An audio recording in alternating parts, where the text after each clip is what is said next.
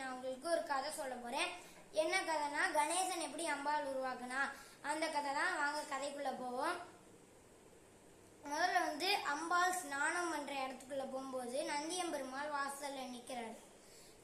நந்தியம்பெருமாள் நிற்கும் போது அம்பாள் நந்தியம்பெருமாள்கிட்ட சொல்லிட்டு போற என்னன்னா, நான் உத்தரவிடாம யாரையும் உள்ள விட்டாத அப்படின்னு சொல்லிட்டு அம்பாள் உள்ள ஸ்நானம் பண்ற இடத்துக்குள்ள போறா.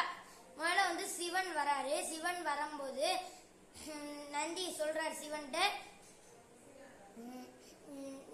அம்பாள் யாரையும் உள்ள விடக்கூடாது அப்படின்னு என்கிட்ட சொல்லிட்டு போயிருக்கா, உங்களை கூட விடக்கூடாது அப்படின்னு என்கிட்ட சொல்லிட்டு போயிருக்கா அம்பாள். ஆனா நான் போலாமே, எதுக்கு நீ என்னை தடுக்கிற, வழியை விட்டு நகர்ந்து நான் உள்ளே போறேன் அப்படின்னு சொல்லிட்டு உள்ள போயிட்டார் சிவன். அம்பாள்கிட்ட போய் சொல்றாரு, எதுக்கு நீ நந்தியை வச்சிருக்க, அவன் எனக்கு கீழானவன், நான் அவனை தடுத்து உள்ள வரலாம் அப்படின்னு சொல்லிட்டு அம்பாள்கிட்ட சொல்லிட்டு சிவன் கிளம்பிடுறாரு வெளில.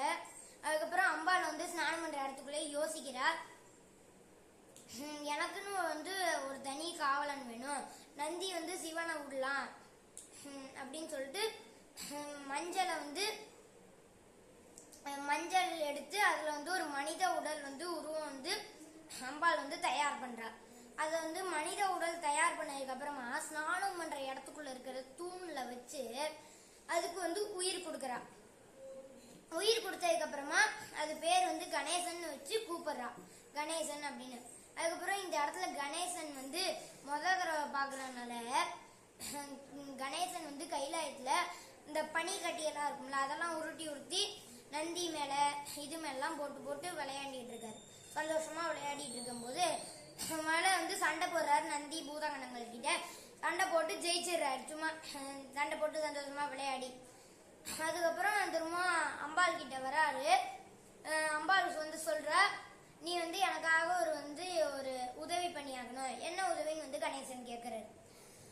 யாரையும் என்னோட உத்தரவு இல்லாம உள்ள விட்டுறாத அப்படின்னு சொல்லி சொல்ற அம்பாள். இதனால கணேசன் ஸ்நானம் பண்றதுக்கு வெளியே இருக்கிற குச்சியை ஒண்ணு எடுத்து பாதுகாக்கிறாரு. முதல்ல திரும்பவும் சிவன் வராரு. சிவன் வரும்போது யாரையும் என் தாயா உள்ள விடக்கூடாது அப்படின்னு சொல்றாரு கணேசன் சிவன் கிட்ட. சிவன் சொல்றாரு, ஆனா நான் பார்வதியோட கணவன் அப்படின்னு சொல்றாரு. சொல்லும் போது பின்னாடியே நந்தி வராரு. நந்தி வரும்போது நந்திகிட்ட சொல்றாரு, நீ இவனுக்கு கொஞ்சம் புரிய வை, அப்படியே இவன் கேட்கலனாலும் நீ உன்னோட பலத்தை காட்டிடு இவன்கிட்ட அப்படின்னு சொல்லிட்டு அவர் நீ எனக்கு புரியலாம் வைக்காத, கணேசன் சொல்றாரு, எனக்கு புரியலாம் வைக்காத, நேராவே வா என் கூட மோது அப்படின்னு சொல்லிட்டு ரெண்டு பேரும் மோதுறாங்க. அதுல நந்திய கணேசன் ஜெயிச்சுட்டாரு. ஜெயிச்சுட்டு நந்தி சிவன் கிட்ட வராரு. வந்தோடனே என்னால் அவனை தாக்க முடியவில்லை அப்படின்னு சொல்லிட்டு சிவன் கிட்ட நந்தி சொல்றாரு. சொன்னதுக்கு அப்புறமா இந்த இருக்கிற 3 பூதகணங்கள் அப்பதான் அங்க சிவன் கிட்ட நிக்கிறாங்க. இவளை அனுப்பிச்சு வைக்கிறாங்க. சிவன் அனுப்பிச்சு வைக்கிறாரு இந்த 3 பூதகணங்களை. அனுப்பிச்சு வச்சதுக்கு அப்புறமா இவளோடையும் கணேசன் சண்டை போட்டு ஜெயிச்சிடுறாரு. அதுக்கப்புறம் இத தியானம் பண்ணிட்டு இருக்கிற பாக்குறாரு பிரம்மா. பிரம்மா பார்க்கும்போது அவர் பிரம்மலோகத்துக்குல இருந்து கைலாசத்துக்கு வந்துட்டாரு. வரும்போது பூதகணங்கள்லாம் நீ சிவன் கிட்ட போங்க, நான் இவனை பாத்துக்கிறேன் அப்படின்னு சொல்லிட்டு பிரம்மா கொஞ்சம் புரிய வைக்கிறாரு. அப்பையும் கேட்க இந்த மாதிரி பிரம்மா ரொம்ப நேரமா புரிய வைக்கிறதுனால அவர் அவர்கிட்ட இருக்கிற எல்லா ஆயுதம், அந்த மாதிரி கெதா அம்பு அந்த மாதிரி எல்லா ஆயுதத்தையும் கணேசன் விடுறாரு. அதையும் சண்டை போட்டு அதையும் ஜெயிக்கிறாரு. அவர் பிரம்மாஸ்திரத்தை விடலான்னு பாக்குறாரு. ஆனா வேண்டாம், இந்த பாலகன்ட்ட விட வேண்டாம் அப்படின்னு சொல்லிட்டு பிரம்மாஸ்திரத்தை விடாம அவர் இன்னொரு 2 ஆயுதத்தை விடுறாரு. விட்டது அதையும் தாக்கி அவர் குச்சி கையில வச்சிருக்கிற கணேசன் அந்த குச்சியை இது பண்ணிட்டாரு. அதே ஒரு ஆயுதமா பயன்படுத்தி பிரம்மா மேல போடுறாரு. பிரம்மா ஓடுன அப்படியே திரும்ப பிரம்மலோகத்துக்கு போயிட்டாரு. இது சிவன் வராரு. இது பெருமாளுக்கு மேல தெரியறது, பூலோகத்துல பெருமாளுக்கும் தெரியறது. இத தெரிஞ்சு பெருமாளும் கீழே இறங்கி எல்லாரும் வந்துட்டா. சரஸ்வதி பிரம்மாவும் திரும்ப வராரு. சிவனும்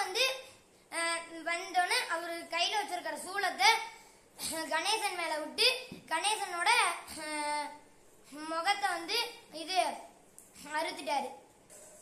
இதை அடுத்து வந்து பூத கணங்கள் எல்லாரும் போய் 3 பேரும் போய் அம்பாள் வந்து ஸ்நானம் பண்ற இடத்துக்குள்ள போய் இந்த மாதிரி சிவன் வந்து கணேசனோட முகத்தை அறுத்துட்டாரு அந்த மாதிரி போய் பூதகணங்கள் அம்பாள்கிட்ட போய் சொல்றான்.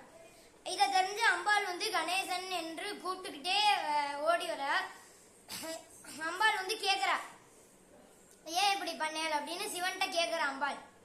சிவன் வந்து அப்படியே சோகமா நின்னுட்டு இருக்காரு. திரும்பவும் எல்லாரும் கைலாசத்துல போய் சிவனும் அம்பாளும் போய் அங்க உட்காந்துட்டு இருக்கா. பெருமாள் எல்லாரும் பூலோகத்துக்கு கிளம்பி போயிட்டா. பிரம்மாவும் பிரம்மலோகத்துக்கு போயிட்டா.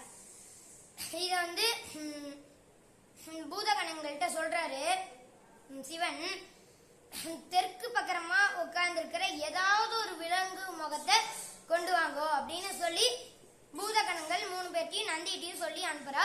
இவாலாம் போய் தேடுறா. முதல்ல எது கிடைக்குதோ அதை மட்டும்தான் எடுத்துடணும் அப்படின்னு சொல்லிட்டு போய் தேடுறா. எல்லா இடத்துலயும் கிடைக்கவே இல்லை. முதல்ல வந்து ஒரு இது கொஞ்சம் தூரம் இன்னும் போகும்போது தெற்கு பக்கமா உட்கார்ந்து இருக்கிற ஒரு யானை முகத்தை கண்டுபிடிச்சிட்டா.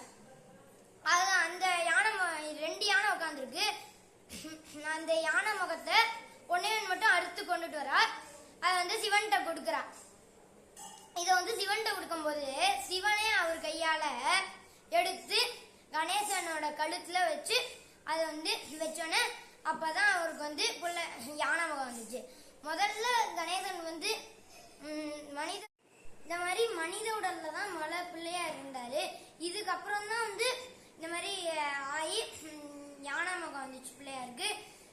அடுத்த வீடியோவில் நான் உங்களுக்கு வேற ஒரு புது கதை சொல்றேன். அடுத்த வீடியோவில் சந்திப்போம். நன்றி, வணக்கம்.